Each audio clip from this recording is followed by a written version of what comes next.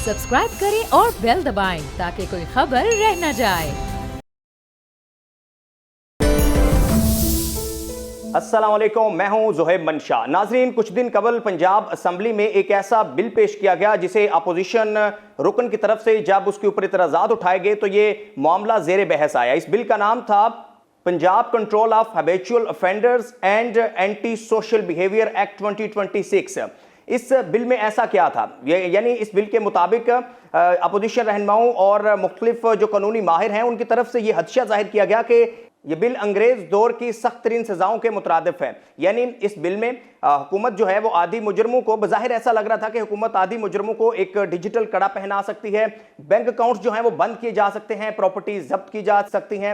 लेकिन इसमें जब रुकने पंजाब असम्बली ने कहा कि एक ऐसा बिल पेश हो रहा है, इसमें जो है वो ये पाबंदियां आयद हो जाएंगी शहरियों के ऊपर, तो उन्होंने लाइल्मी का इजहार किया, फिर उन्होंने बरहमी का इजहार किया और तशवीश का इजहार किया और कहा कि मेरे दस्तखत के बगैर ये जो बिल है ये ऐवान में पेश कैसे हुआ और इसके बाद ये रेलिवेंट जो कमेटी है इसको कैसे चला गया, इसको कैसे रेफर हो गया। उसके बाद बहरहाल ये बिल जो है वो रोक लिया गया है, अगस्त तक इसे एक्सटेंड कर लिया गया है। लेकिन सवाल ये है कि पंजाब असम्बली में एक ऐसा बिल पेश होना जिससे पंजाब की आवाम मुतासर हो सकती है, और इससे पहले भी वफाक में एक टेलीकॉम तरमीमी एक्ट जो है वो पेश हुआ था, और वो भी आपको याद है कि उस वक्त सेनेटर पलवा शाहान जो कि पाकिस्तान पीपल्स पार्टी से जिनका ताल्लुक था, जब उनके पास गया सेनेट की कायमा कमेटी को जो चेयर कर रही थी, तो उन्होंने पढ़ा, उन्होंने रीड आउट किया और वो भी बिल रुक गया।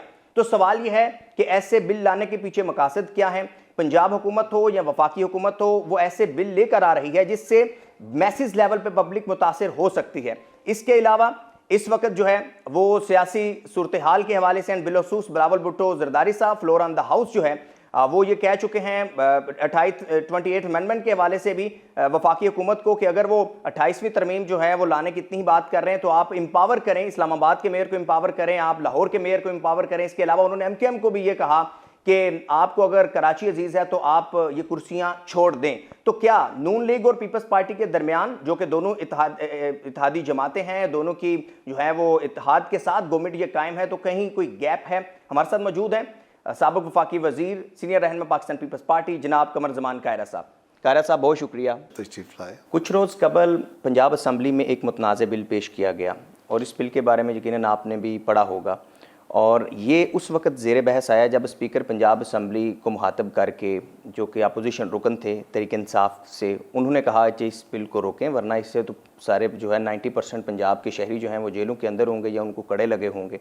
तो स्पीकर पंजाब असम्बली मलिक अहमद साहब ने बड़ी बरहमी का और लाइल्मी का इजहार किया, यानी उनके नॉलेज में ही नहीं था कि एक बिल जो कि पेश हो चुका है पंजाब असम्बली में और स्पीकर को मालूम ही नहीं, और फिर उन्होंने कहा भी कि क्या मेरे दस्तखत के बगैर ही आपने आगे भेज दिया, रेलिवेंट कमेटी को रेफ़र कर दिया। इससे पहले भी हमने देखा है कि वफाक के अंदर टेलीकॉम तरमीमी बिल जो है पेश किया गया, जिसका मकसद भी यही था कि जो बड़े कॉरपोरेट ग्रुप हैं, बड़ी टेलीकॉम कंपनीज़ हैं, उनको एक इख्तियार देने के जब चाहें जिसकी ज़मीन के ऊपर चाहें वो अपना टावर लगा दें, राउटर लगा दें, इक्विपमेंट लगा दें। तो पंजाब असम्बली में ये बिल पेश होना और वफाक में वो बिल पेश होना, अब तो दोनों को रोक लिया गया है। तो बिल पेश करने के पीछे क्या मकासद आपको नज़र आते हैं? मैंने इत्तेफाक से इन बिल्स के बारे में पढ़ा नहीं है, ज़्यादा मुझे इनका ज़्यादा इल्म नहीं है। हाँ, अगर ऐसे बिल्स जिसके ऊपर अपोजिशन के एहतजाज पे स्पीकर्स, दोनों असम्बलियों के स्पीकरों ने इसको रोक लिया, तो ये बुनियादी तौर पे हमारे सिस्टम की एक फ्लॉज है। इसीलिए जब पार्लियामान में या सूबाई असम्बलियों में मेंबर मुंतखब होकर आते हैं तो ये कोशिश होती है कि उनको ट्रेनिंग दी जाए। ऐसे इदारे भी तश्कील दिए गए कि मेंबरान नए आते हैं, उनको नहीं पता लेजिस्लेशन का, तो लेजिस्लेशन तैयार की जाती है। ये लेजिस्लेशन बोथ जो दोनों हैं ये गवर्नमेंट की तरफ से आई होंगी, क्योंकि इसका ताल्लुक जो है वो लॉ एंड ऑर्डर से या नेटवर्किंग से था। वो बिल अगर वहाँ से आया तो नॉर्मली ये होता है कि लॉ इन्फोर्समेंट एजेंसीज ने कोई डिमांड की, वो इंटीरियर मिनिस्ट्री यानी होम मिनिस्ट्री में आई होगी, होम मिनिस्ट्री ने अपने तौर पर एक प्रपोज़ल दी, तो ड्राफ्टिंग के अंदर भी गलती हो जाती है, डिमांड के अंदर भी, क्योंकि कुछ लोग बैठे हुए उस माइंड के होते हैं।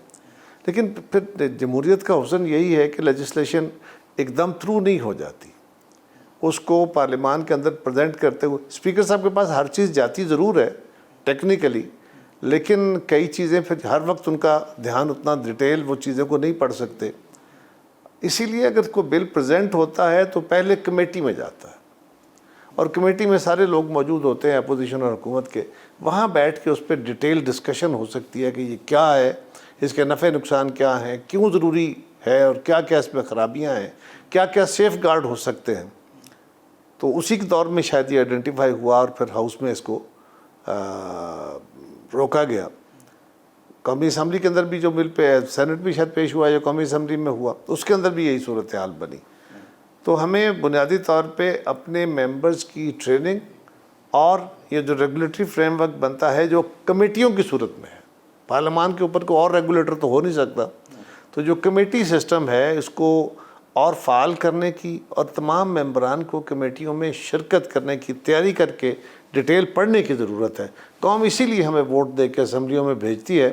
ہم غلطی اور جمہوری عمل میں غلطی کئی فوری اگر وہ پکڑی جاتی ہے تو فوراً تصحیح ہو جاتی ہے، اور اس کے کئی سارے چیکس ہوتے ہیں فائنلٹی ہونے تک۔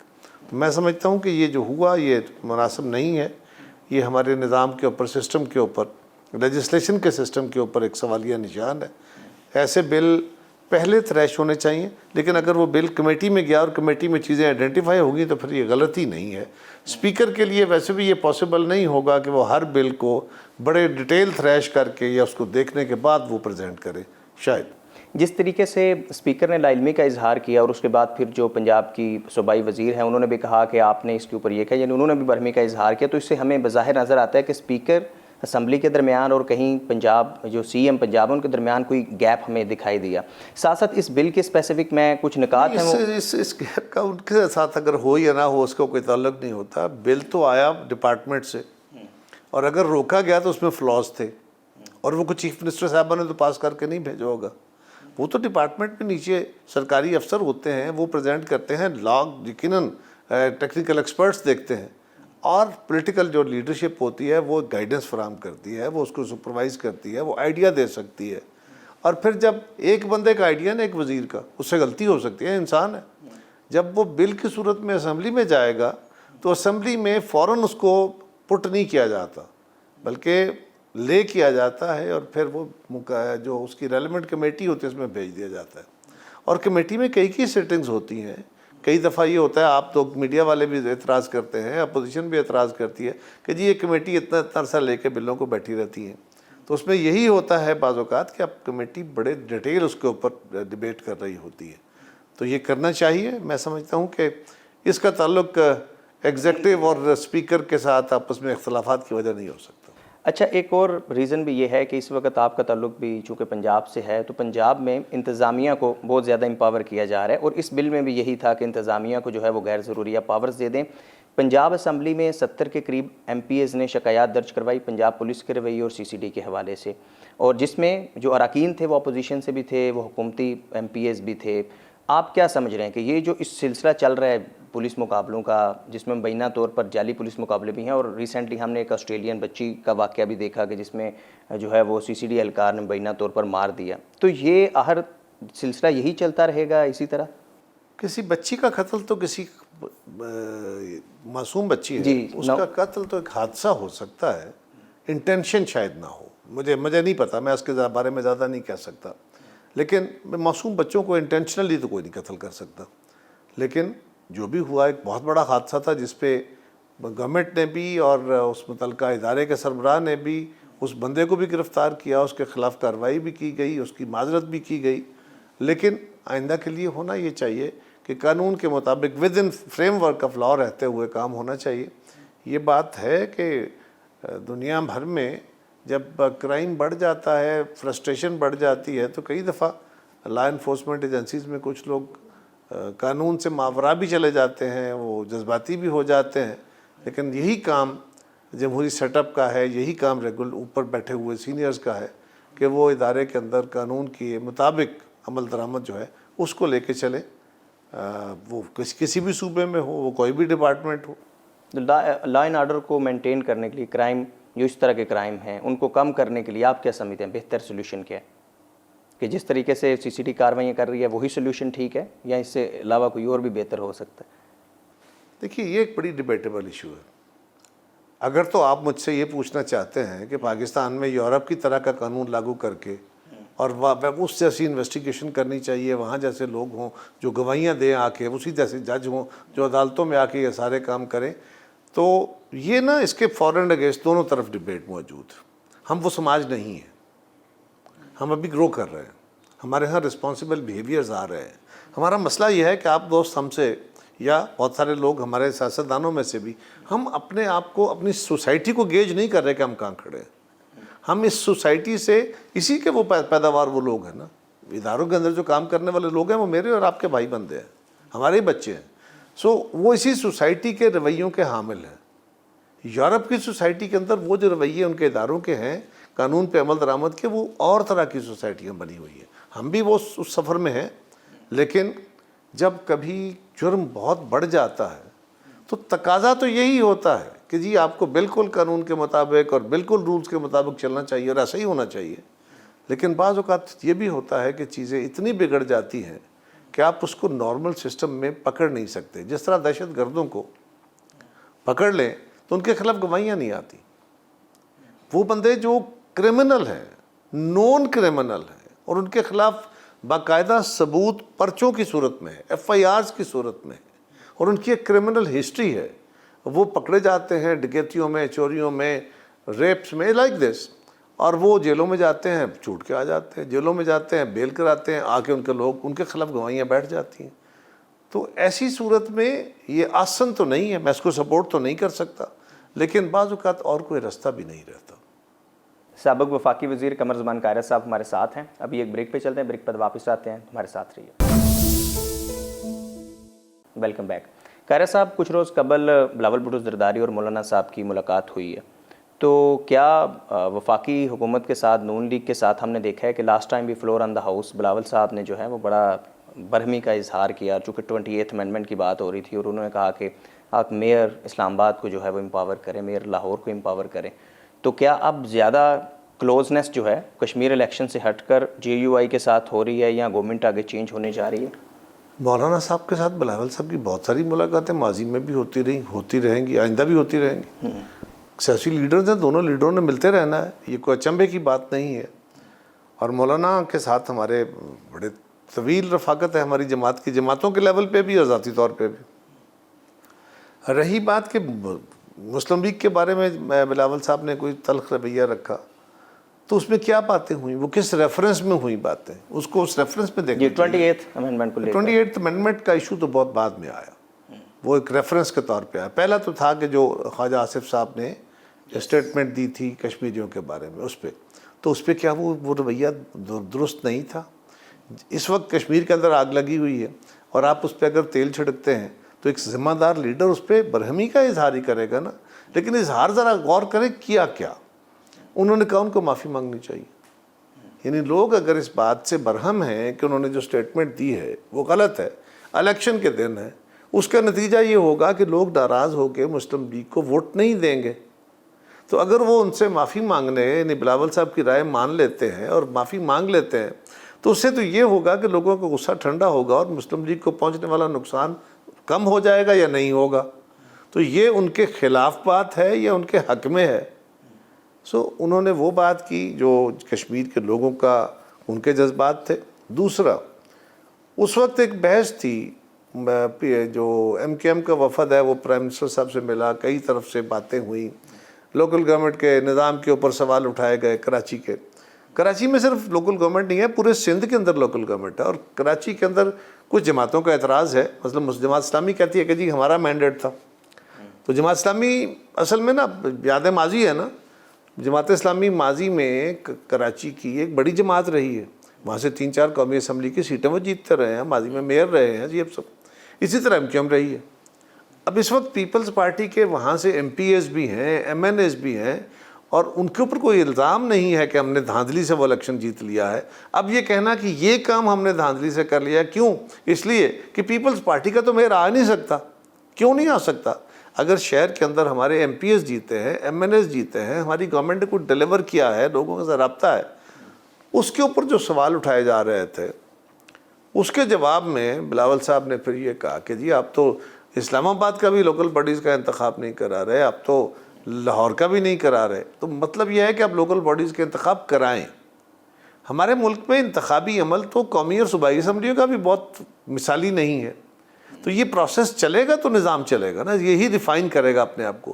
اگر لوکل باڈیز کے نظام میں کوئی خامیاں ہیں تو اس نظام کی خامیوں کو دور کرنا چاہیے. اس کا نہ کرانا, مطلب اس پہ ایک سوال یہ ہوا کہ جی کراچی جیسا نظام ہم تو نہیں لانا چاہتے, تو یہ تو کوئی الزام نہیں ہے نا. اب اگر آپ کراچی کے نظام کو اچھا نہیں سمجھ رہے, اوکے آپ کا حق ہے, نہ سمجھیے. اگر اس پہ کوئی غلطیاں آپ آئیڈینٹیفائی کر رہے ہیں تو آپ وہ غلطیوں سے مبرہ نظام لے آئے نا. اس کا جواب یہ تھوڑا ہی ہے کہ کیونکہ کراچی میں غلطی ہے یہاں نظام ہی نہیں آئے گا.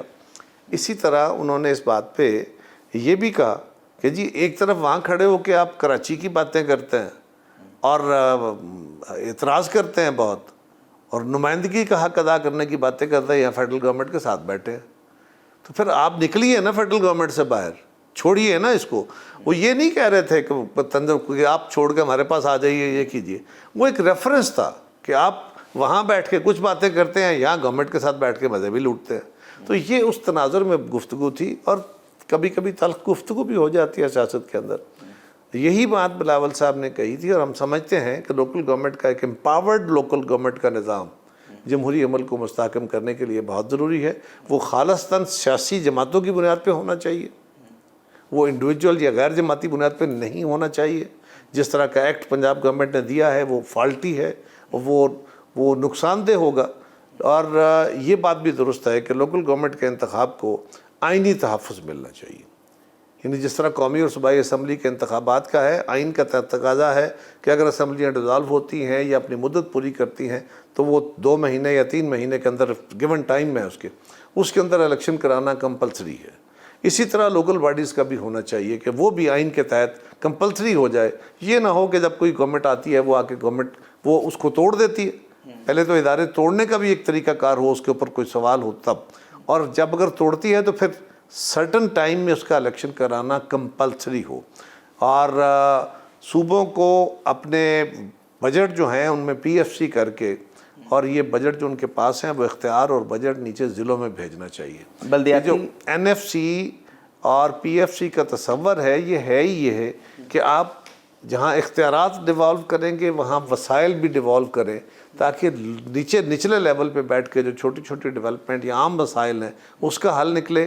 صوبے اور مرکز کے لیول پہ جا کے اس کے جو ایشوز ہیں وہاں جا کے وہ حل ہوں جو لوکل لیول پہ حل نہ ہو پائیں.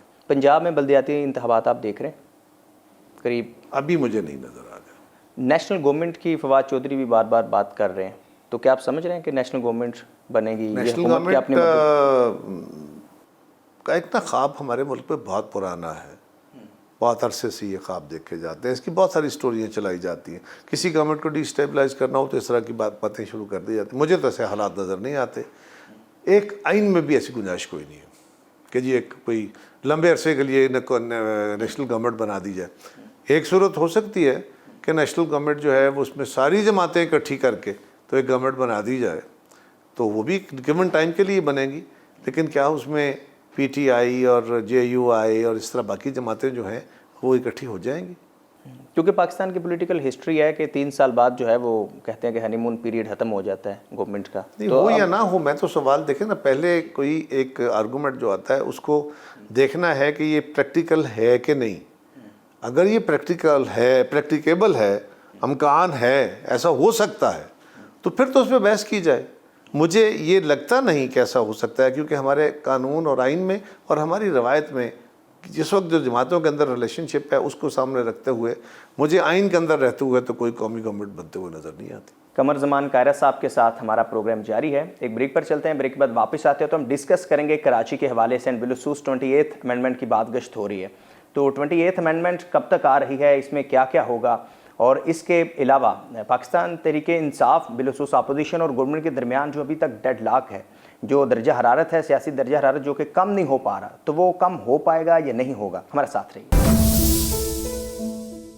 قائرہ صاحب, پاکستان پیپلز پارٹی جو کہ آپ کی پارٹی ہے گزشتہ 17 سال سے سندھ میں حکومت کر رہی ہے, لیکن آج جب آپ سندھ کی طرف دیکھتے ہیں, بالخصوص کراچی میں دیکھتے ہیں, اور کراچی میں نے تو رپورٹنگ کی ایک عرصہ, تو وہ ڈیولپمنٹ نہیں ہے کمپیریٹیو کے اگر آپ پنجاب سے اسے کمپیئر کرتے ہیں. آج بھی وہاں پر جو پانی ہے وہ لائنوں میں نہیں آتا, ٹینکر میں آتا ہے, اور بھی بہت سارے مسائل ہیں. اسی کو لے کر 28 امینڈمنٹ کی بھی بات گشت ہو رہی ہے، اسی لیے MQM بھی کہہ رہی ہے کہ کراچی کو جو ہے وہ آپ الگ کریں یا صوبہ بنائیں. تو آپ کیا سمجھ رہے ہیں کہ کیا یہ صرف پولیٹیکلی پیپلز پارٹی کے خلاف یا سندھ گورنمنٹ کے خلاف یہ ایک بیانیہ بنانے کی کوشش ہے، یا واقعی کراچی میں جو ہے یہ مسائل ہے اور اس مسائل کا کیا حل ہو سکتا ہے؟ کہ کراچی کے مسائل تو ہیں. کراچی وہ شہر ہے جس میں بہت زیادہ وہ آبادیاں جو ارریگولر تھیں، بہت ساری ایلیگل تھیں، اور وہ آبادیاں بڑھتے بڑھتے اب اس میں وہ پکی آبادیاں ہو گئی، کچی آبادیاں بنی پھر پکی ہو گئیں. تو وہ جو ان پلانڈ آبادیاں ہیں وہاں پہ بہت سارے مسائل آئے ہیں. اس طرح کی سڑکیں نہیں بن پائیں، اس طرح کا سیوریج سسٹم نہیں بن پایا، الیکٹرک کا نظام بھی، وہ گلیاں پکی ہو گئیں، گلیاں نالیاں بن گئیں، باقی چیزیں ڈیولپ ہوں گی، لیکن وہ آرگنائز نہیں ہو سکا. اب آباد شہروں کو جب آپ ریکنسٹرکٹ کرتے ہیں یا ان کے مسائل دور کرنے کی کوشش شروع کرتے ہیں تو اس میں بے شمار ہرڈلز ہیں، وہ بڑا سلو ہوتا ہے. لیکن اس میں کوئی شک نہیں، کراچی کے لوگوں کو پینے کے پانی کا بڑا مسئلہ ہے، نکاسی آب کا بہت بڑا مسئلہ ہے، بجلی کی سپلائی کا بہت بڑا مسئلہ ہے. اور اس کے لیے کچھ پروجیکٹ وہ ہیں جو پانی کی سپلائی کے اور جو سیوریج کے ہیں وہ فیڈرل گورنمنٹ نے اپنے ذمہ لیے تھے، ان کے پروجیکٹس ہیں، اس کے لیے ٹائملی پیسہ نہیں دیے جا رہے. یہ سندھ گورنمنٹ کا کلیم ہے. اور کچھ لوگوں کا خیال یہ ہے کہ جی کراچی کو الگ کیا جائے. تو پہلی بات تو یہ ہے کہ صوبے بنانے کے اوپر تو کسی کو اعتراض نہیں ہے. صوبے بنانے کا ایک طریقہ کار موجود ہے، آئین کے اندر موجود ہے. اگر آپ کسی صوبے میں کوئی الگ صوبہ اور بنانا چاہتے ہیں تو اس کے لیے یہ ہے کہ اس صوبے کی اسمبلی جو ہے وہ 2/3 اکثریت سے ایک قرارداد پاس کرے اور وہ پروسیس چلا کے قومی اسمبلی میں اور سینٹ میں آئے اور یہاں سے 2/3 اکثریت سے آئین میں امینڈمنٹ ہو جائے. یہی ایک رستہ ہے اور تو ہے کوئی نہیں. کچھ لوگوں کا خیال ہے یہ پہلے اپنی تیاری کریں، اگر وہ لوگوں کے پاس جاتے ہیں کسی انتخاب میں اور انتخاب میں یہی نعرہ لے کے جائیں کہ ہم الگ الگ صوبہ بنانا چاہتے ہیں اور اس صوبے کے لوگ ان کو ووٹ دیتے ہیں کہ ٹھیک ہے آپ کو مینڈیٹ دیا آپ کریں، تو بالکل آ کے بسم اللہ کریں. باقی پھر دل پشوریاں ہیں، کرتے رہے. تو آپ کیا سمجھتے ہیں کہ کراچی صوبہ بننا چاہیے یا نہیں؟ میرا تو سوال یہ ہے کہ اس صوبے کے لوگوں کا حق ہے. میں کون ہوتا ہوں اور آپ کون ہوتے ہیں بولنے والے کہ جی یہ بننا چاہیے کہ نہیں بننا چاہیے؟ نہیں، کراچی کے مسائل تو ہیں اور آپ کی حکومت کی. میں اور آپ کون ہوتے ہیں اور میں کون ہوتا ہوں یہ بات کرنے والے؟ یہ تو صوبے کے لوگوں کا حق ہے، وہ فیصلہ کریں. اگر وہ سمجھتے ہیں کہ صوبہ بننا چاہیے اس کا طریقہ کار موجود ہے، کر لیں. مسائل کیسے حل ہوں گے؟ مسائل تو حل گورنمنٹ نے کرنے ہیں، کچھ فیڈرل گورنمنٹ کرے گی، صوبائی گورنمنٹ کرے گی، وہ لگے ہوئے ہیں اپنے مسائل حل کرنے. اچھا، ایک یہ بھی تاثر ہے کہ نون لیگ اور پیپلز پارٹی کے درمیان کوئی خفیہ سا معاہدہ تھا کہ 2.5 سال شہباز شریف پرائم منسٹر ہوں گے، 2.5 سال بلاول بھٹو ہوں گے. تو کیا اس میں کوئی حقیقت ہے، صداقت؟ یہ آئیڈیا آیا، ڈسکس ہوا، کنڈیم ہو گیا اسی وقت، اور اس کا جواب ہم بہت دفعہ دے چکے ہیں. اچھا، اس وقت قاہرہ صاحب اپوزیشن PTI اور حکومت کے درمیان جو ہے وہ بڑا درجہ حرارت جو ہے وہ بڑا ہوا ہے اور کئی جو ہے وہ ماہ سے بڑا ہوا ہے. حکومت کہتی ہے کہ ہم بھی بات چیت کرنا چاہتے ہیں، اپوزیشن کہتی ہے کہ ہماری آپ ملاقاتیں کروا دیں. PTI کب نہیں بڑا تھا؟ تو پچھلے کافی عرصے سے بڑا ہوا. ابھی اس مہینوں میں کیا ہو گیا؟ تو سیاسی، بلکہ اب تو ٹھنڈا ہو گیا، کچھ ٹھنڈا ہو گیا.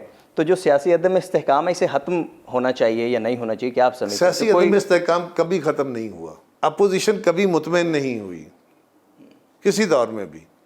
ہاں، آج کل ذرا اپوزیشن جو ہے وہ زیادہ احتجاج کر رہی ہے، یا یہ جو مزاج ہے آج کل سوشل میڈیا، فارمل میڈیا، اس کے اوپر ڈیبیٹس بھی آ رہی ہیں. درجہ حرارت تو کم ہونا چاہیے، اس میں تو کوئی شک نہیں ہے، لیکن ختم ہو جائے یہ کبھی ہوا نہیں. یہ آئیڈیل باتیں ہیں کیونکہ پاکستان کی پولیٹیکل اکانومی ہے نا، تو جب یہ چیزیں پاکستان کی اکانومی پولیٹیکل نہیں، ساری دنیا کی اکانومی پولیٹیکل ہوتی ہے. ایک اکانومی جو ہوتی ہے نا، اکنامکس از کنسنٹریٹڈ پالیٹکس، یہ لینن نے کہا تھا نا، یہ بڑا فیمس مقولہ ہے. تو پالیٹکس ہے ہی اکانومی کے گرد گھومتی ہوئی. اگر آپ دیکھتے ہیں مطلب کیا بھٹو صاحب کے دور میں سارا کچھ امن امان ہو گیا تھا؟ اس کے بعد ضیاء الحق کے دور میں ایک دور آیا، جبر کا دور تھا، اس کے باوجود ہم محتجج تھے، ہم سڑکوں پہ تھے. ہم آئے تو ہمارے خلاف سازشیں ہو رہی تھیں. میاں صاحب آئے تو کیا ان کو نہیں نکالا گیا؟ کبھی عدالتیں ایکٹیویٹ ہو گئی، کبھی دوسرا کوئی اور. تو یہ جو ایک ٹرم استعمال ہوتی ہے نا، پولیٹیکل سٹیبلٹی، تو پاکستان سٹیبل بھی تو نہیں ہو سکا. نہیں ہو سکا ایک اور بات ہے. یہ تو دیکھیں کہ پاکستان میں پچھلی 4 جو اسمبلیاں ہیں وہ اپنی مدت پوری کر رہی ہیں. تو سٹیبلٹی کیا، پارلیمان میں لڑائی ختم ہو جائے گی، اپوزیشن اپنا رستہ بند کر دے گی. جو ایک کلیم ہے، ہاں ہمیں اور بہتر چیزوں کو کرنے کی ضرورت ہے، لیکن یہ کہا جائے کہ ماضی میں کبھی پولیٹیکل سٹیبلٹی تھی، جس کو اب سٹیبلٹی کہتے ہیں، کہ مطمئن ہو جائیں لوگوں کے روزگار مل جائے، لوگوں کے مسائل حل ہو جائیں اور سب اچھے شانتی ہو اور اپوزیشن بھی بیٹھ کے آرام سے ختم، میں نے تو کبھی ایسا نہیں دیکھا۔ لیکن ابھی تو صورتحال بڑی وسٹ ہے نا قاہر صاحب، سوال تو یہی ہے کہ بیسیکلی انفلیشن جو ہے وہ کم ہو، لوگوں کو روزگار ملے، صورتحال تو، اور جس طرح سے پیٹرولیم لیوی لگائی جاتی ہے اور ساری 25 کروڑ پاکستانیوں پہ ایک ہی اپلائی کر دیا جاتا ہے رول کہ سب نے ایک طرح لیوی دینی ہے، تو یہ ایکچوئل ایشو ہے نا، تو اس کو حل ہونا چاہیے، اس کا کوئی بھی ذریعہ جو لیویز ہے نا، یہ تو آپ کو پتہ ہے نا کہ لیویز لگائی جاتی ہیں تاکہ وہ جو پیسہ ہے فیڈرل گورنمنٹ کا ریونیو بڑھے، ورنہ ٹیکس کی صورت میں لگا دیا جائے۔ تو ٹیکس اس لیے نہیں لگایا جاتا کہ ٹیکس تو پھر تقسیم ہوتا ہے صوبوں میں، فیڈرل گورنمنٹ نے اپنا شیئر لینا ہے صوبوں نے، وہ NFC کے تحت۔ تو یہ جو لیویز ہوتی ہیں یہ کیونکہ سارا پیسہ فیڈرل گورنمنٹ کے پاس آتا ہے اور فیڈرل گورنمنٹ ہی بہرحال اس کو مینیج بھی کرتی ہے، کیونکہ اپس اینڈ ڈاؤنز اس میں ہوتے ہیں نا، کبھی پیسہ گورنمنٹ دے رہی ہوتی ہے اور کبھی وصول کر رہی ہوتی ہے۔ تو یہ بات اپنی جگہ، لیکن ایک دیکھیے کس گورنمنٹ میں ہندوستان میں کیا لوگوں کو سارے روزگار مل گیا؟ بنگلہ دیش میں مل گیا، پاکستان کی کسی حکومت میں کیا روزگار سب کو مل گیا تھا؟ ہر دور میں ہماری تیزی سے بڑھتی ہوئی آبادی ہے، اتنے وسائل نہیں ہیں، کوئی گورنمنٹ، ہاں گورنمنٹ نے پرائیویٹ سیکٹر کو انکریج کرنا ہے، اس کے لیے راستے کھولنے ہیں تاکہ ہمارے ملک کے اندر انڈسٹریلائزیشن ہو، ایگریکلچر پروموشن ہو، اور اس سے ہمارے لوگ جو نئے میدان آئے ہیں اکانومی کے، جس طرح سروس سیکٹر آ گیا ہے یا IT آ گیا ہے، ان کے اندر تو گورنمنٹ اپنی استطاعت کے مطابق بھرپور کوششیں کر رہی ہے۔ لیکن ہمارا پرابلم یہ ہے کہ ہم جب کمپیریزن کرتے ہیں، موازنے کرتے ہیں، تو موازنہ ہم اپنا اور یورپ اور امریکہ کا کرتے ہیں۔ ہم کہاں سے چلے تھے، ہمارے کیا پرابلمز تھے، ہم وہ نہیں دیکھتے۔ ہم اپنے گرد و نواح کے ممالک کے مطابق اپنے آپ کو نہیں دیکھتے۔ اس میں بھی گرد و نواح کے ممالک میں بھی بہت بڑے مسائل ہیں، مثلا ہندوستان ہے یا بنگلہ دیش ہے، تو ان کو تو افغانستان جیسی کسی جنگ کا صورتحال سامنا نہیں کرنا پڑا۔ موجودہ حکومت ایک کوششیں کر رہی ہے، میں بھی خود مطمئن نہیں ہوں، میری جماعت بھی مطمئن نہیں ہے، اس لیے کہ اطمینان ہو نہیں سکتا۔ اطمینان تو تب ہوگا جب لوگوں کو سب کو روزگار مل جائے، لیکن دیکھنا یہ ہے کہ حکومت کی استطاعت کیا ہے۔ مطلب چیزیں سستی کر دینی چاہیے، ویری گڈ، بڑا اچھا آئیڈیا ہے، میں بھی نعرہ ماروں گا تو لوگ چاہیں گے بڑا اچھا ہے، آپ بھی نعرہ ماریں گے تو بڑا اچھا ہے، آپ کا پروگرام بھی چل جائے گا۔ لیکن آپ کو اور مجھے یہ دیکھنا ہوگا کہ اگر چیزیں سستی کرنی ہیں تو وہ کیسے ہو سکتی ہے؟ اس پہ ٹیکس کم کر دیں، یہی ہو سکتا ہے نا، جن چیزوں پہ ٹیکس ہے وہ کم کر دیں، اوکے، ٹیکس کم کر دیا تو گورنمنٹ کی آمدنی کم ہو جائے گی، آمدنی کم ہوگی تو گورنمنٹ کیسے چلے گی؟ گورنمنٹ نہیں چل پائے گی تو آپ قرضے لیں گے تو آپ کو اور برڈن آئے گا۔ تو یہ ایک وشس سائیکل ہے۔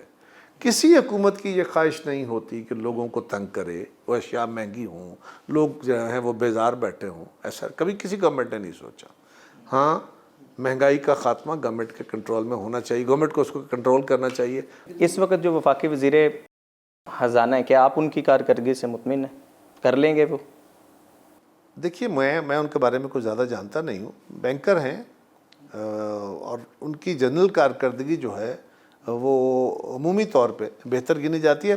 پاکستان کے وزیر خزانہ کے ہاتھ بہت آسان نہیں ہوتے، کیونکہ سارے فیصلے اس نے نہیں کرنے ہوتے، اور اس کی سپیس بڑی تھوڑی ہوتی ہے فائنانس کی بھی۔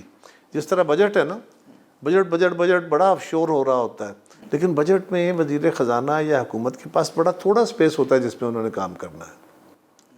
انہیں ٹیکس لگانے کے حد تک تو وہ کر سکتے ہیں، لوگوں کو ریلیف دینے کے حد تک یہ کام تو کرنا ہے، لیکن دوسرے ہاتھ بندے ہیں کہ اپنے ریونیو کم نہیں ہونے دینا، ریونیو بڑھانا ہے، ایکسپینڈیچر کنٹرول کرنا ہے۔ لیکن بجٹ کا بڑا حصہ کیا ہے؟ قرضے دینے ہیں، سود دینا ہے، تو اس میں وزیر خزانہ کیا کر لے گا؟ یا حکومت کا اور کوئی بڑا کو آپ عالمی ماہر لے آئیں گے تو وہ کیا کر لے گا؟ وہ پیسے تو دینے ہیں۔